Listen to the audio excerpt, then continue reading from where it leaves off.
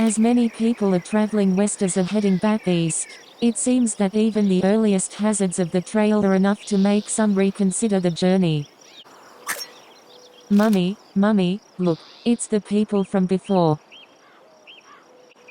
So it is, Mary. Ho there, travelers. I am glad to meet our saviors again. I see you've arrived safe and sound. Thanks to your help, we were able to make it to the fort and buy new supplies. You saved our lives, plain and simple. Mummy, tell them about the gift. Hush, Mary, I will. My daughter stressed that we should repay your kindness, and I wouldn't want to disappoint her. Please, take this. Jane hands the party a small wrapped gift. We hope it serves you well. It was my daughter's idea, so I hope you'll accept it. It's come time to say farewell yet again, my friends. Thank you once more for saving us. I pray you arrive safely at your next destination. Bye-bye. As many people are traveling west as are heading back east, it's... Travelers, it is good to see some new faces on this trail. I hope your journey is going well. We've only had a few issues ourselves. Say, you haven't encountered a young woman named Ava, have you? She's my daughter, ran off to be with some flapdoodle. She's engaged to a nice young banker traveling with us, and she has flagrantly disobeyed me. If you see her, tell her we'll be waiting at Fort Laramie for 4 days. What happens after that is her problem. Look, if you keep your eye out for me, I will make it worth your while. What? You helped her run away? Where do you get off butting into my family's business like that? Leave. Get out of my sight. Ladies and gentlemen, are you tired of hitching your wagon to an odoriferous pack of oxen? What if I told you, there's a better way? A new mode of transportation that will change your life forever. An enthusiastic gentleman is giving a speech to anyone who will listen. Forget everything you know about traveling by wagon train. What I propose is nothing less than a total revolution in overland travel. But how is that possible, you say? He pauses for dramatic effect. My overland navigation company will take all the guesswork out of westward travel. Why, all you need to do is rent a seat on one of my fantastic inventions, and pack your finest clothes. I, William Thomas, will take care of everything else. And what is this invention, I hear you ask? Imagine, if you will, a grand fleet of prairie schooners, all operating on wind power. Yes, you heard that right, wind power. It carried our forebears across the Atlantic Ocean, and now it shall carry you across the continent. There's plenty of wind on the prairie, I say, why not make use of it? Now, all I need to build the first prototype is a small investment, and, as I am an honest man, I'll offer a generous percentage to anyone who assists me. I thank you for your interest in the Overland Navigation Company, friends. With these wind-powered craft, you'll save on the cost of animals, and travel at tip-top speeds besides. There's no downside whatsoever.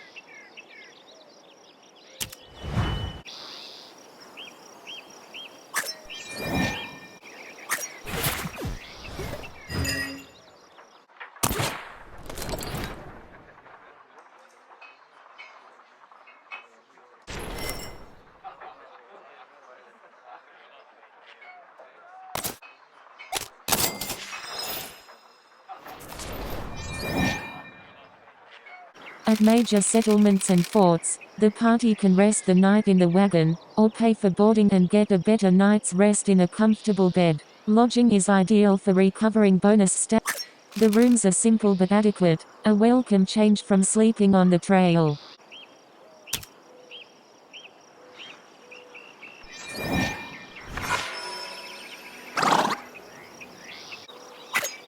It appears some people are willing to trade with you. Who would you like to trade with? I'm looking to trade. Martha offers 5 toolboxes. Who should haggle for a better deal?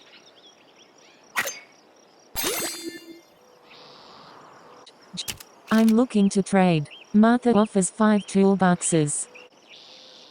Pleasure doing business. Martha makes the exchange with the party. It appears some people are willing to trade with you. Who would you like to trade with? Pleasure doing business. I'm looking to trade. Buck offers 2 clothes. It appears some people are willing to trade with you. It appears some people are willing to trade with you. What should be done? Out here, we're always on the lookout for fresh fish. I'm happy to take any you have off your hands should you agree to the price. The fish trader offers $1 per fish. Who should haggle for a better deal? Stop it, sir. You're making me.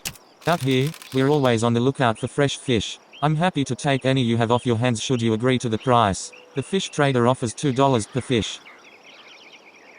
Pleasure doing business. The two parties agree to the price and the transaction is completed. Built in response to massive overland emigration, the shops at Fort Kearny are tailor-made to satisfy the needs of emigrants.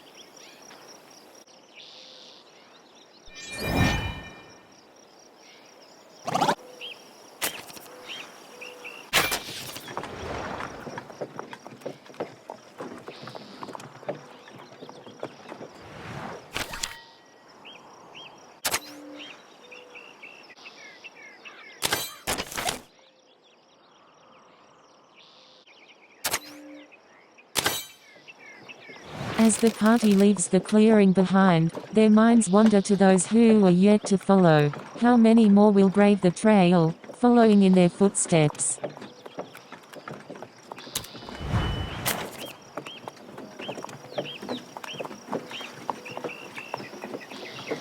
A small mound of earth sits atop the path, flecks of trail dust strewn about it by the wind.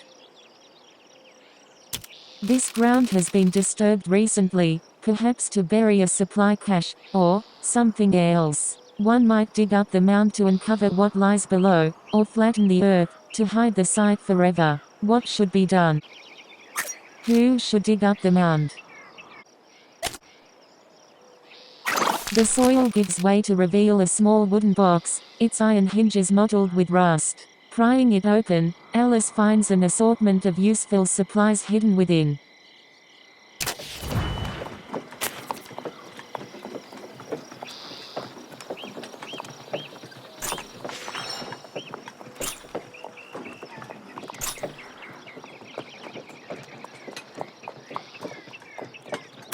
Hunting is ideally suited to those who have spent time in the wilderness, requiring keen shooting skill and the ability to track prey through challenging environments. Those with low stamina will be unable to carry back much meat. Who should hunt? The party has 56 bullets. Stella examines the hunting ground ahead of her. It seems like she'll be able to find a few animals.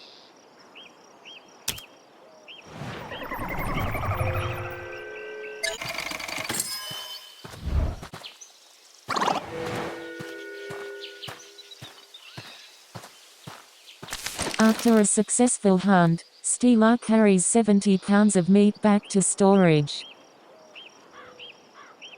Stella can spend some time skinning the animals for valuable pelts, or press on down the trail to save some time.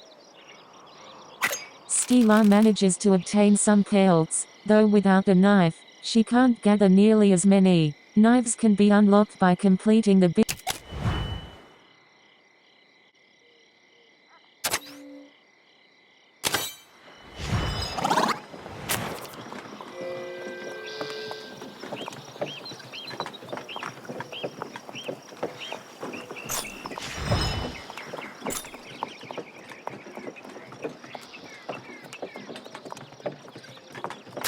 Jessie spies something in the long grass of the plains. It appears to be a crate, albeit one scuffed around the edges, and slightly cracked. It may have fallen from some long-past wagon.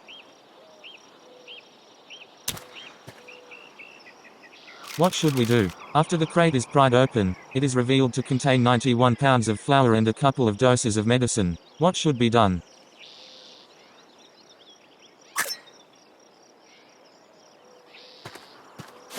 The party transfers the supplies to the wagon. Some among them feel it would have been more charitable to leave them behind for future travelers.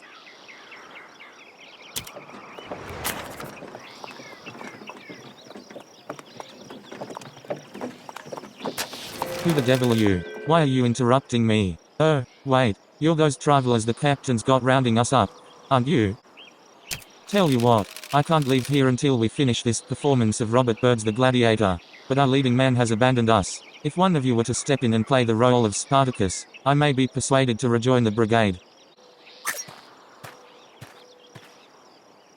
Excellent, excellent. Now, I have a copy of the script here. You'll be playing the role of Spartacus, and need only remember his lines and actions. Let me know when you're ready for the show to begin. Very well, we'll review the script. You need only remember a select few lines, and the rest will come naturally. Firstly, Brachtius will speak some lines, and Lentulus will ask Spartacus, that's you, to speak up. You must ask, is it 1,000 leagues away to Thrace?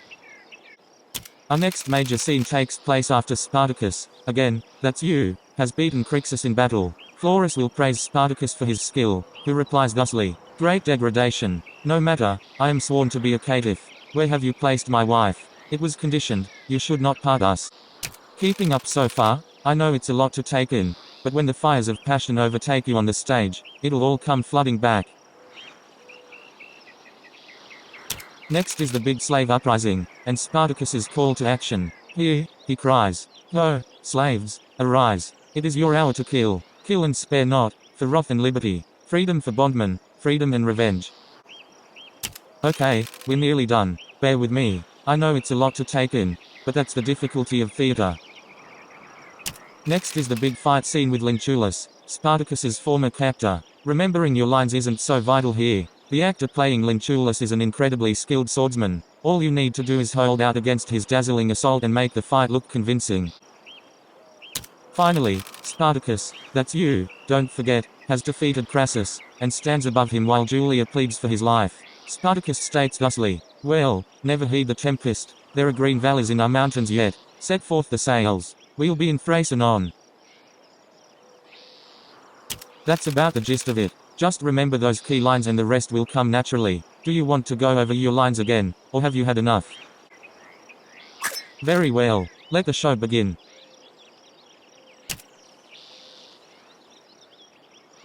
Hey Hercules, a Mars. What, the road, why dost thou droop thus? Why art thou so sullen and obstinate? No words? What, canst thou not speak? Fetch me a scourge hither, I'll find thee a tongue. Come, sirrah, look up. Speak, show thyself. Is it 1,000 leagues away to? Is it 1,000 leagues away to Rome? Well, that was terrible. Perhaps we should have had Spartacus played by the timber we used to build the stage. It may have given a less wooden performance. I shan't be going with you. No, I have to stay behind to clean up this mess you've made. Good day.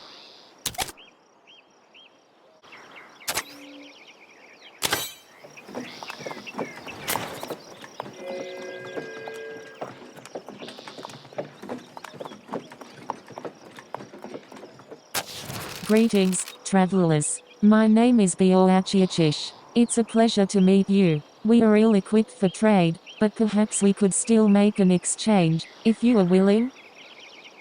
We must reserve many of our goods for ourselves, but I will present what we are willing to part with. If you have suitable things to trade, then we can make a deal. Ah, yes, we would be willing to trade 6 pelts for a number of things. What do you consider fair? Thank you for your business, travelers. We plan to depart soon. Was there anything else before we leave? I am representing my village at the signing of the Horse Creek Treaty. We are traveling there now. It is not a long journey, but our primary purpose is not to trade, so we were ill-prepared to meet with hungry travelers on the road. We are eager for the signing to take place. I believe it is a good opportunity to ensure that our hunting territories are protected, and perhaps we can also repair our relationship with those from the east. There are rumors that the United States will not honor their promises to us, but I believe they will. A treaty is their word, their way of committing to it. I have met with the man proposing the treaty before. He confers often with James Beckworth, a man in my village. Thomas Fitzpatrick is his name. He's an honorable sort, friend to many peoples. I do not expect that he intends to betray his honor. Have you heard of Beckworth? Do not believe everything he says. He considers himself chief of the Crow people, but he is no such thing. If there is nothing else, then I bid you safe travels, friends.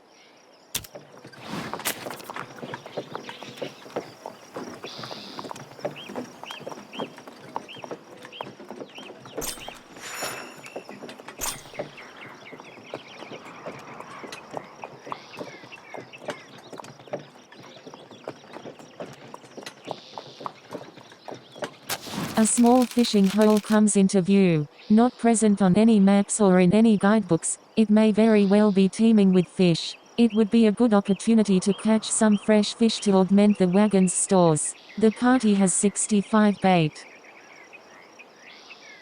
Who should go fishing? Fishing is ideally suited to those with patience and a good attitude.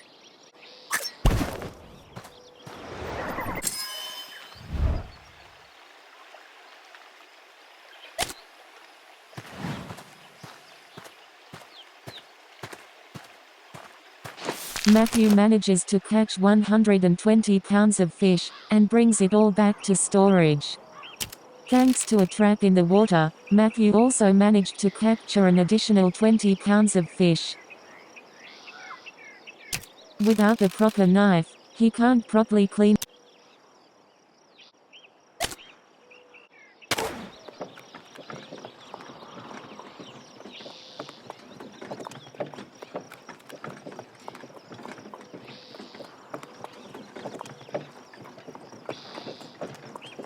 The pleasant scent of frying garlic and onion reaches the party long before the light of the cooking fires. This campsite seems to be equipped with all the facilities necessary to prepare a dinner to restore health. The party gathers around the campfire.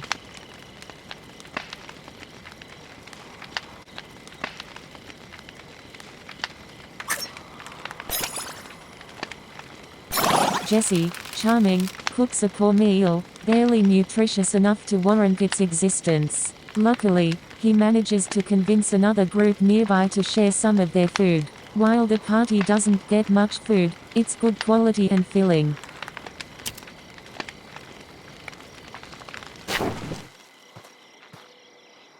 Come dawn, the party gets ready to move on.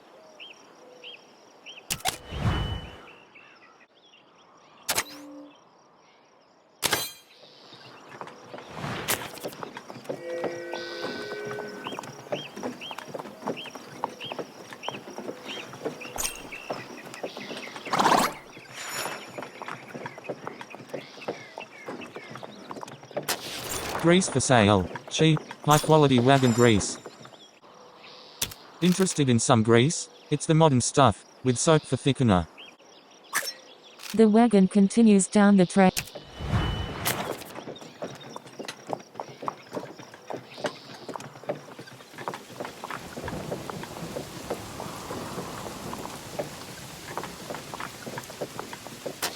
Stay back, citizens. There's been a murder most foul. Oh, I see. You're that group the captain's got hunting us down, eh? I had you pegged the minute I saw you. Detective's intuition, as it were. I could use an assistant on this case. Very well. If you help me track down the killer, I'll return to the captain as soon as I'm able. That's quite enough. I think we both know that. It pains me to say it, but this murder may simply remain unsolved.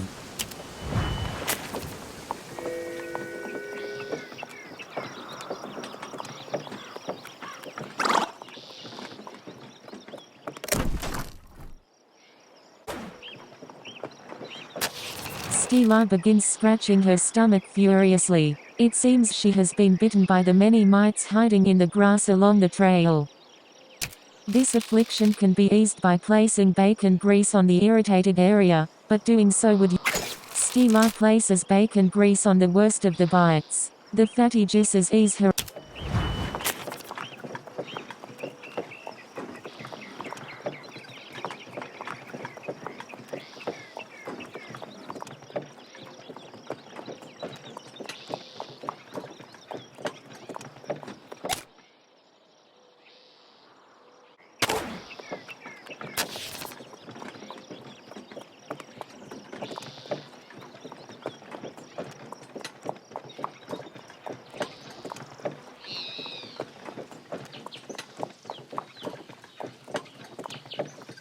Are those the ancient stones of a ruined castle jutting from the earth?